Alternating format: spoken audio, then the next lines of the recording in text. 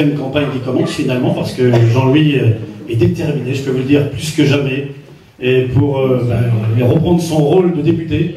Il a fait un travail considérable, bien sûr, et vous le savez tous, mais je voudrais surtout nous parler de l'action qu'il a menée, bien sûr, sur le terrain. Il va vous en dire beaucoup plus que moi, mais surtout le travail qu'il a fait en partenariat avec le Conseil général.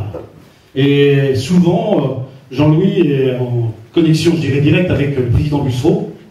Ils font un travail qui est admiré par l'ensemble en fait, des conseillers généraux du département, parce qu'il se bat bien sûr pour sa circonscription, mais bien au-delà, pour le département. Et pour moi, vous savez, je suis aux affaires du tourisme, bien sûr, avec Charente-Maritime Tourisme. Souvent, je prends référence auprès de Jean-Louis, parce que c'est lui qui en parle au niveau de l'État, et on est souvent en connexion. Et puis quand il est question d'aménagement de route, il va en parler, que ce soit ici, à Angoulins, bientôt du côté de Carrefour, que ce soit du côté de Maran, que ce soit sur l'aéroport. On a souvent des sujets communs, et on sait en fait son implication, sa détermination. Alors souvent il se situe comme un homme libre, c'est vrai qu'il l'est, entre guillemets, quand il a envie de dire merde, qui que ce soit qu'il est en face de lui, il le dit.